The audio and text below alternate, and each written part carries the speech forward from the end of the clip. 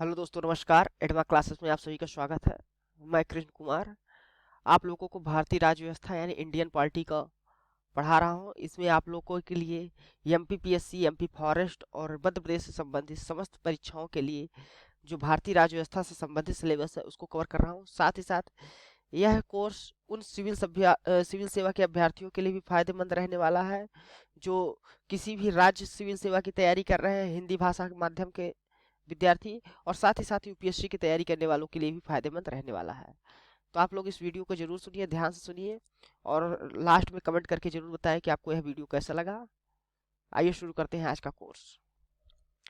तो एडवा क्लासेस आप सभी के लिए लाता है हिंदी माध्यम में रोजाना मध्य प्रदेश से पीसीएस से संबंधित या मध्य प्रदेश के जो भी गवर्नमेंट एग्जाम होते हैं उनके लिए कोर्स।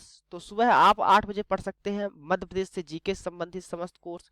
इसमें मध्य प्रदेश का जीके जितना भी है, करंट अफेयर्स जो मध्य प्रदेश से संबंधित, इतिहास, भूगोल, राजनीति, यानी मध्य प्रदेश का जो संपूर्ण जीके है आप उसको पढ़ सकते हैं सुबह 8 बजे देशांत जैन सर से। फिर वही आपको 9 बजे पढ़ना होगा। भूगोल की क्लास चलती है सुबह 9 बजे, जिसमें पंकज सर मैप्स और ट्रिक्स के द्वारा आपको अच्छे से बेहतर तरीके से पढ़ाते हैं। तो उसको आप लोग जरूर क्लास करिए और अपने फायदा उठाइए। फिर राज्य व्यवस्था की क्लास चलती है सुबह 10 बजे, तो इसको भी आप लोग कर सकते हैं। जो आप लोग अभी सुन रहे हैं ये सुबह करा करिए, सुबह 10 बजे चलती है। और फिर एप्टीट्यूड की क्लास होती है 3 बजे। तो जो ये संपूर्ण कोर्स आपको प्रारंभिक परीक्षा पास कराने में बहुत ज़्यादा मदद करने वाला है, इसलिए आप लोग इस कोर्स को अच्छे से करें। आप लोग इसका टाइम टेबल अगर लेना चाहें स्क्रीनशॉट तो लेकर रख लें, ताकि आप लोग अपना टाइम पे क्लास कर सकें। आज हम जो पढ़ने वाले हैं वो समता का अधिकार का भाग 1 हम लोग पढ़ चुके हैं और इसी को कंटिन्यू करेंगे। आज हम समता के अधिकार का भाग 2 पढ़ेंगे, यानी भाग 2 हमारा ये समता का अधिकार का, जिसमें आज हम लोग का फोकस रहेगा अनुच्छेद 15 पर। हम लोग पिछले चैप्टर में जो है तो अनुच्छेद 14 को काफ़ी अच्छे से पढ़ा है, तो उसको एक बार क्विक रिवीजन करेंगे अभी तक हमने क्या पढ़ा है मौलिक अधिकार के अंतर्गत। तो आज हम लोग पढ़ेंगे जो समता का अधिकार अनुच्छेद 15 को बेहतर तरीके से उसको कवर करेंगे अच्छे से डिटेल से, और बाकी पिछला भी थोड़ा बहुत रिवीजन करेंगे। तो हमने पहले ही देखा था कि भाग 3 में हमारा मौलिक अधिकार दिया गया है अनुच्छेद 12 से लेकर 35 तक, जिसको हमने एक बार पढ़ चुका है। और इसमें अनुच्छेद 12 में जो है तो राज्य की परिभाषा दी गई थी कि राज्य के अंतर्गत क्या क्या चीज़ें आएंगी।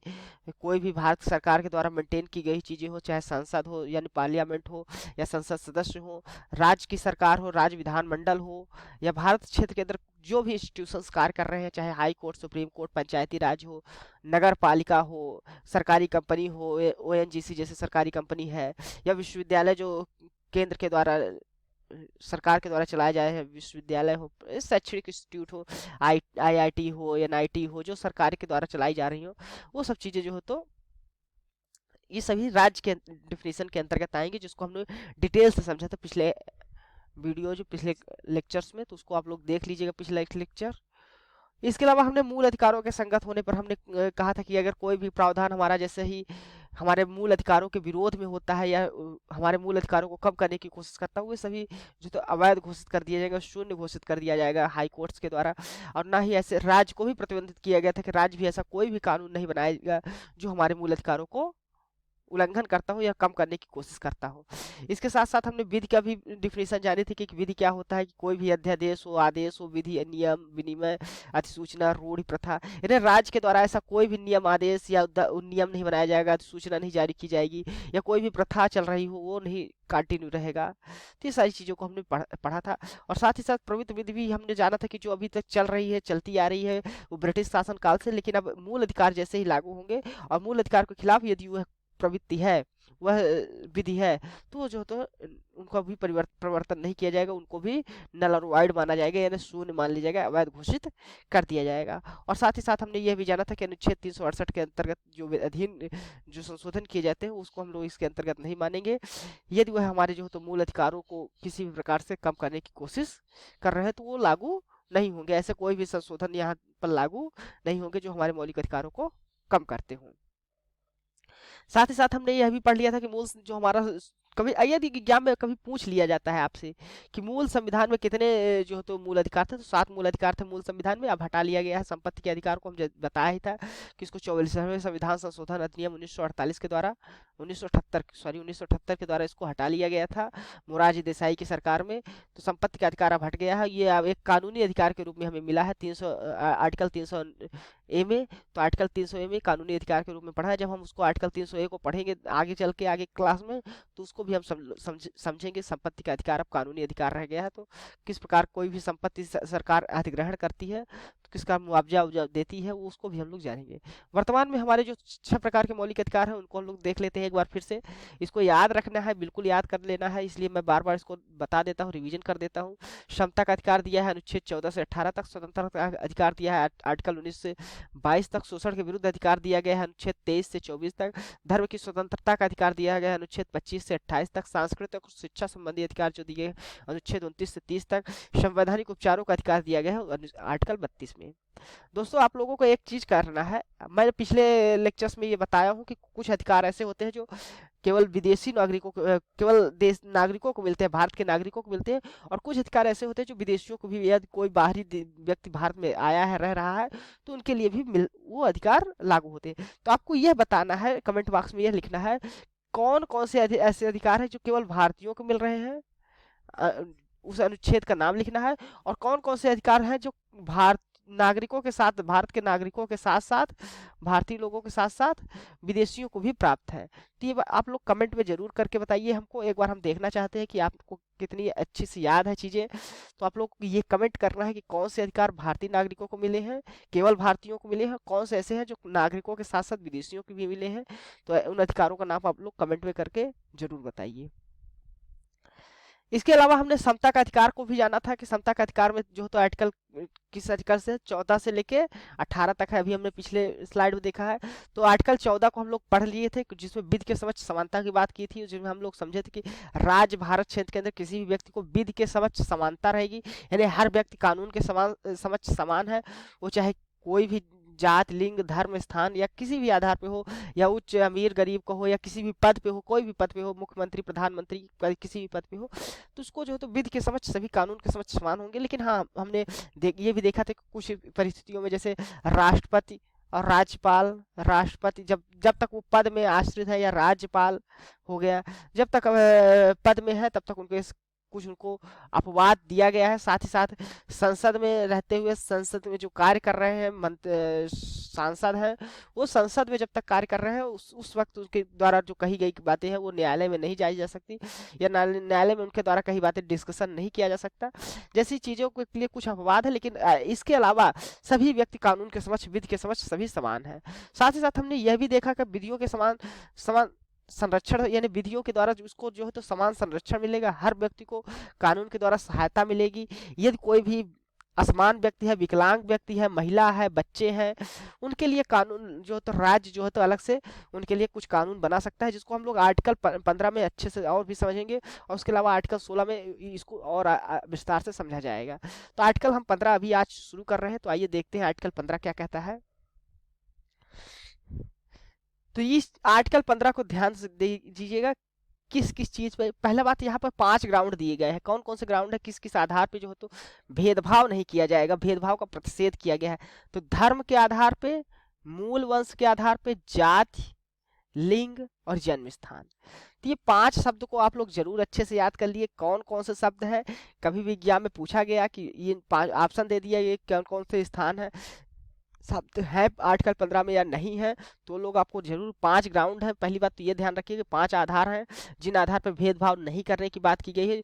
जब आर्टिकल हम 16 देखेंगे उसमें देखेंगे 7-8 ग्राउंड जो भी है उनको भी देखेंगे कौन कौन से है, लेकिन इस आर्टिकल 15 में 5 ग्राउंड है जिनके आधार पर कोई भी राज्य या व्यक्ति भेदभाव नहीं करेगा। तो वो कौन कौन से ग्राउंड है? धर्म के आधार पे, मूल वंश के आधार पे, जात के आधार पे, लिंग के आधार पे और जन्म स्थान के आधार पे। इन 5 आधारों पर राज्य किसी भी प्रकार का भेदभाव का प्रतिषेध आर्टिकल 15 के तहत किया गया है।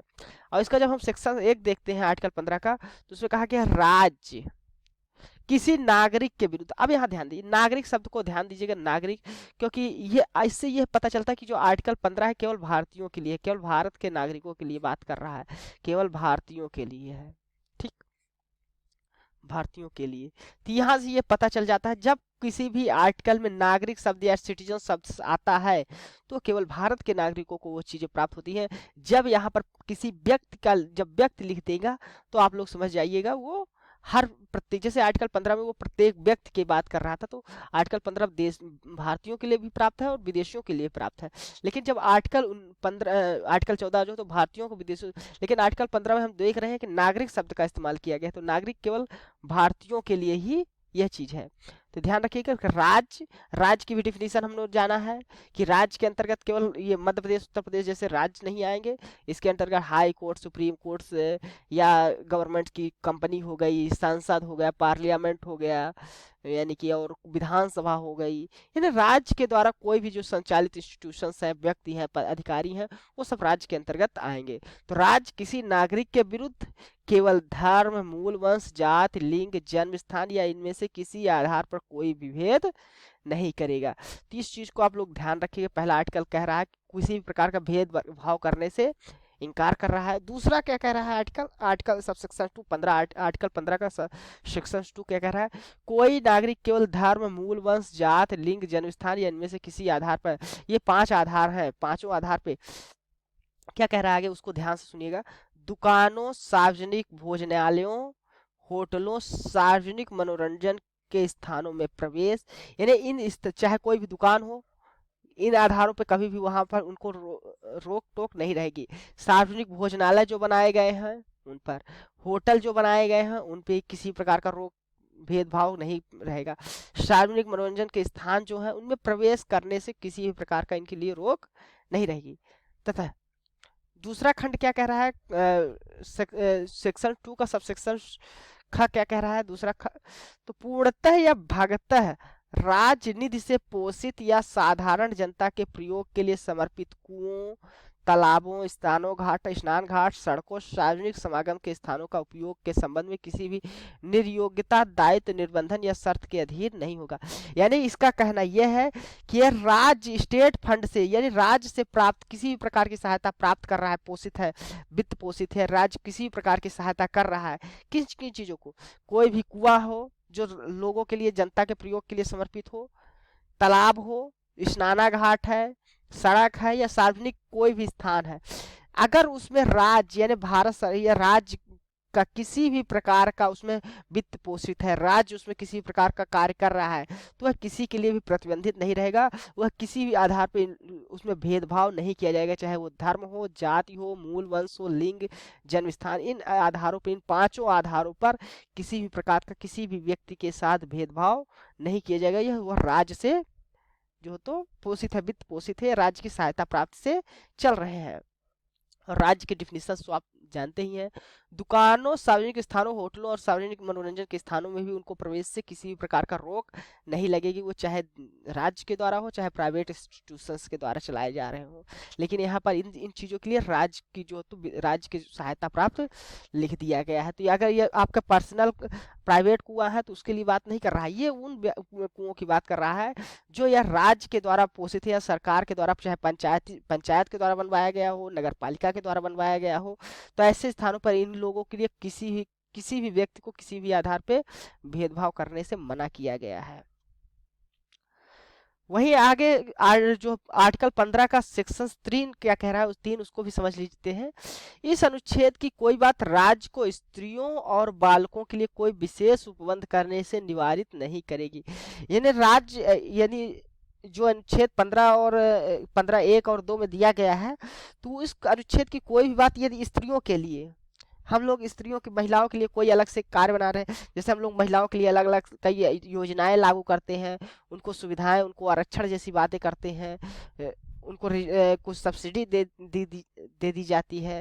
तो इस प्रकार के कोई भी राज्य कार्य कर रहा है, और तो राज्य कोई कार्य कर रहा है तो उसको हम लोग रोक नहीं सकते, यानी राज्य को कोई भी रोक नहीं सकता, राज्य इस तरह के कार्य करने के लिए स्वतंत्र है। साथ ही साथ यदि वो बालकों के लिए निःशुल्क, जैसे बालक 1 से कक्षा वर्ष 6 से 14 वर्ष तक के बच्चों के लिए निःशुल्क शिक्षा का प्रावधान कर दिया, तो राज्य अगर इस प्रकार का कोई बालकों के लिए, या कल मध्याह्न भोजन की व्यवस्था कर रहा है, उनके ड्रेस दे रहा है, या कुछ भी प्रकार की सहायता कर रहा है, तो राज्य किसी भी प्रकार का इस तरह बालकों के लिए कोई भी विशेष प्रावधान कर सकता है और इसको कोई भी रोक नहीं सकता, यानी राज्य यह करने के लिए स्वतंत्र है। महिलाओं और बच्चों के लिए स्पेशल प्रोविजन बनाने के लिए कोई भी स्पेशल प्रोविजन बना सकती है राज्य। तो यह कहाँ से आता है, जो इस तरह की जो योजनाएं चलती हैं महिलाओं के लिए बच्चों के लिए अलग से, वो आर्टिकल 15 से हम लोग देख सकते हैं किस प्रकार परिभाषित हो रही है। तो राज्य जो तो स्वतंत्र है महिलाओं और बच्चों के लिए स्पेशल प्रोविजन बनाने के लिए कोई भी स्पेशल उपबंध, कोई विशेष उपबंध बना सकता है स्त्रियों और बालकों के लिए। अब आर्टिकल 15 का जो है तो चौथा सेक्शन क्या कह रहा है, इस अनुच्छेद या अनुच्छेद 29 के, अनुच्छेद 29 क्या है उसको समझ लेना है। अनुच्छेद 29 जो 29 का जो बात करता है वो शैक्षणिक इंस्टीट्यूट्स में, कोई भी जो शैक्षणिक इंस्टीट्यूट्स है उसमें एडमिशन के लिए, कल्चरल कोई भी एजुकेशनल संस्था है जो माइनॉरिटीज के लिए है, यदि राज्य के द्वारा उसको वित्त पोषित है तो उसमें जो है तो एडमिशन की प्रक्रिया में किसी प्रकार का भेदभाव न करने की बात की गई है अनुच्छेद 29 खंड 2 में। तो इस बात का ध्यान रखिएगा। इस अनुच्छेद यानी अनुच्छेद 15 की अभी तक जो बातें की थी खंड 1 2 में, और अनुच्छेद 29 के खंड 2 में उसको भी मैं बताया कि शैक्षणिक इंस्टीट्यूशंस में कोई भी शैक्षणिक संस्था है वहां पर एडमिशन से संबंधित किसी भी प्रकार का भेद न करने की बात की गई है। तो 29 का खंड 2 में तो कोई भी बात होने के बाद राज्य सामाजिक और शैक्षणिक दृष्टि से पिछड़े हुए नागरिकों को विभिन्न वर्गों की उन्नति और अनुसूचित जातियों अनुसूचित जनजातियों के लिए कोई विशेष उपबंध करने से निवारित नहीं करेगी, यानी राज्य को कोई रोक नहीं सकता ये कार्य करने से। तो ये यहाँ पर 3 ग्राउंड दिए गए हैं आर्टिकल 15 के। ये सामाजिक और शैक्षणिक रूप से कोई पिछड़ा व्यक्ति है तो सामाजिक सोशली एजुकेशनली बैकवर्ड क्लास है, सोशली एजुकेशनली बैकवर्ड क्लास है, एससी है और एसटी है। यदि इन 3 तरह के व्यक्ति हैं और राज्य इनके लिए कुछ विशेष प्रावधान करना चाहता है तो भी कोई भी व्यक्ति राज्य को कोई इन्हें रोक नहीं सकता। राज्य ये करने के लिए इनके लिए विशेष प्रावधान करने के लिए स्वतंत्र है। जैसे हमने सेक्शन 3 में देखा कि बच्चों और महिलाओं के लिए, वुमेन्स और चिल्ड्रंस के लिए, माने महिलाओं और बच्चों के लिए अलग से प्रावधान कोई भी राज्य कर सकता है। ठीक उसी प्रकार आर्टिकल 14 में दिया गया है इन 3 लोगों के लिए। ध्यान रखें किन किन किसकी बात की गई है, सोशली एजुकेशनली बैकवर्ड क्लासेस यानी सामाजिक और शैक्षणिक दृष्टि से कोई पिछड़ा व्यक्ति है, अनुसूचित जाति है और अनुसूचित जनजाति। यदि इनके इन वर्गों के उन्नति के लिए राज्य कोई भी कार्य कर रहा है तो ऐसा करने के लिए स्वतंत्र है, लेकिन ये सब रीजनेबल आधार पर होना चाहिए। कोई रीजन होना चाहिए, जिन कास्ट को चुना जा रहा है जिसको भी चुना जाए सब रीजनेबल होता है, यानी कि मौलिक अधिकारों में जो भी ये प्रतिबंध, इस तरह के प्रतिबंध आते हैं वो सब रीजनेबल होते हैं, किसी न किसी तार्किक आधार पर होने चाहिए, कोई उनका तर्क होना चाहिए। तो उस आधार पर राज्य को कोई भी नहीं रोक सकता कि आप इनके लिए विशेष प्रावधान वो करने के लिए स्वतंत्र हैं। अब आर्टिकल 15 को देखते हैं, 15 के सेक्शन 5 देखते हैं, इसमें क्या कहा है। इस अनुच्छेद या अनुच्छेद 19 के खंड 1, अब अनुच्छेद 19 खंड 1 का उपखंड क्या है 6, तो अनुच्छेद 19 के खंड 1 उपखंड 6 के आधार पे कोई भी बात राज्य को सामाजिक और शैक्षणिक दृष्टि से पिछड़े हुए नागरिकों या किन्हीं भी वर्गों के उन्नति के लिए अनुसूचित जातियों अनुसूचित जनजातियों विधि द्वारा कोई विशेष उपबंध करने से निर्मित नहीं करेगी। और साथ साथ अनुच्छेद 29 खंड 1 के निर्देश में अल्पसंख्यक संस्थाओं में विभिन्न शिक्षा संस्थाओं अंतर्गत प्राइवेट शिक्षा संस्थानों चाहे जो भी सहायता प्राप्त हो प्रवेश से संबंधित है। तो यानी कि हमको यह समझना है कि कोई भी जो आर्टिकल 19 है उसका खंड 1 कहता है कि कोई भी व्यक्ति कहीं भी आज़ादी से रह सकता है, जा सकता है, कोई भी कार्य कर सकता है, उसको बोलने की आज़ादी है, इस तरह की जो बात की गई 19 खंड। तो उसका खंड 6 जो है उसमें बात कर रहा है कि सामाजिक और शैक्षिक व्यक्ति से कोई व्यक्ति यदि पिछड़ा है उनके उन्नति के लिए अनुसूचित जाति और अनुसूचित जनजातियों के लिए कोई विशेष उपबंध राज्य करना है तो राज्य कर सकता है। साथ ही साथ यदि किसी इंस्टीट्यूशंस को अल्पसंख्यकों के लिए कोई इंस्टीट्यूशन है, संस्थान है, उसमें भी यदि कोई भी प्रवेश से संबंधित या प्राइवेट संस्था ही क्यों न हो अल्पसंख्यकों की, उसमें भी जो है तो राज्य इनको प्रवेश के सहायता प्रवेश करा सकता है, यानी कि उससे भी कोई रोक नहीं सकता, राज्य इसके लिए भी स्वतंत्र है। एक चीज और आपको ध्यान बता देते हैं कि यहाँ पर आप लोग देख रहे हैं कि 14 के पहले यहाँ पर 1 लिखा हुआ है, यहाँ पर 2 लिखा हुआ है। तो ये क्या चीजें हैं? ये है आपका पहला अमेंडमेंट हुआ था जब इस संशोधन में। तो ये अमेंडमेंट कब हुआ था? ये आपका मतलब कब अमेंडमेंट हुआ था, इसको भी आप लोग को जान लेना जरूरी है। तो ये अमेंडमेंट जो हुआ था ये आपका हुआ था 1951 में। और पहले अमेंडमेंट जो आर्टिकल 14 जो जोड़ा गया, 15 का फोर्थ चौथा जोड़ा गया है, ये फर्स्ट अमेंडमेंट के द्वारा, यानी पहले संविधान संशोधन अधिनियम के द्वारा जोड़ा गया था, 1951 में जोड़ा गया था। तो ये आर्टिकल 15 का 4 कब जोड़ा गया था? फर्स्ट कॉन्स्टिट्यूशनल अमेंडमेंट 1951 के द्वारा। आर्टिकल 15 का ये जो 2 लिखा है ये भी अमेंडमेंट के द्वारा आया था। ये कब जोड़ा गया था इसको भी समझ लेते हैं। इसको जोड़ा गया था सन 1993 में, सॉरी 2005 में जोड़ा गया था, 93rd कॉन्स्टिट्यूशन अमेंडमेंट के द्वारा। तो 2005 में 93वें संविधान संशोधन अधिनियम के द्वारा इसको जोड़ा गया था। तो ये जैसा कि हमने पहले ही बात की है कि हमने कॉन्स्टिट्यूशन से डायरेक्ट आर्टिकल्स उठाए हैं, तो कॉन्स्टिट्यूशन में जो भी अमेंडमेंट किए जाते हैं वहाँ पर इस तरह की चीज़ें लिख दी जाती हैं। तो ये आपको ध्यान रखना है कि फर्स्ट ये अमेंडमेंट एक अमेंडमेंट के द्वारा जोड़ा गया, ये भी अमेंडमेंट के द्वारा ही जोड़ा गया था। तो पहला ये जो 15/4 है वो फर्स्ट कॉन्स्टिट्यूशन अमेंडमेंट 1951 के द्वारा जोड़ा गया था। और 15 का 5 है वो 2005 में जोड़ा गया था, 93वें संविधान संशोधन नियम के द्वारा। अब हम लोग 6 को देख लेते हैं। तो 6 में भी देखते हैं कि ये 3 लिखा गया है और इसको अभी हाल ही में 2019 में जोड़ा गया है।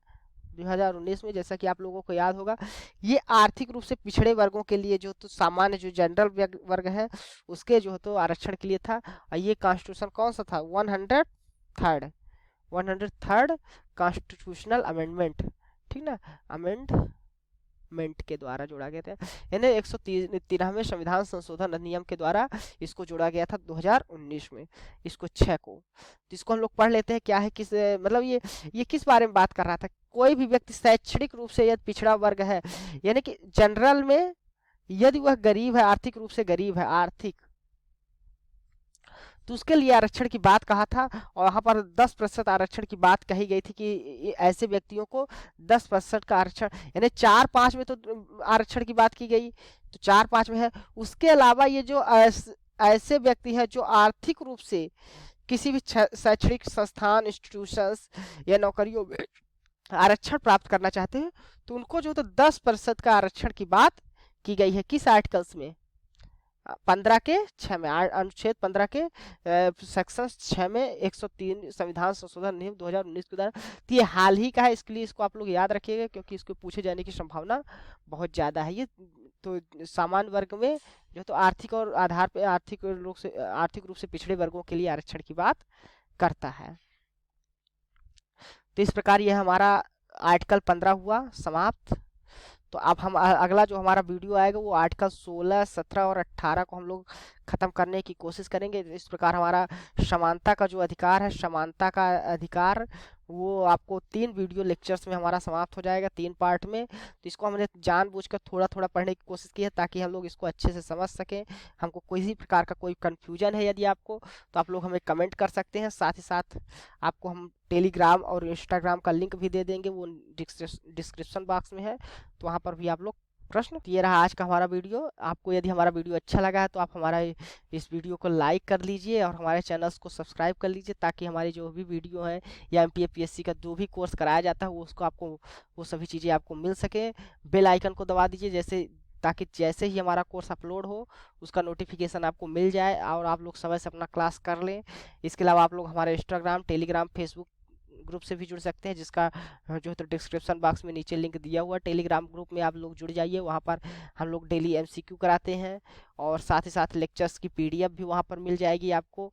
डेली MCQ जरूर हल करिए ताकि इसके द्वारा जो है तो आपको एग्जाम्स के, आपके प्रीलिम्स प्रारंभिक परीक्षा जो तो उसका एग्जाम्स को क्लियर करने में आपको बहुत मदद मिलेगी। तो वहाँ पर आपको डेली क्विजेस होते हैं, तो उसको आप लोग हल करिए।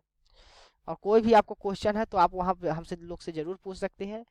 तो हमारा टेलीग्राम नीचे डिस्क्रिप्शन बॉक्स में दिया होगा, उस लिंक से आप लोग ज़रूर जुड़िए। तो एक बार पुनः धन्यवाद, थैंक यू।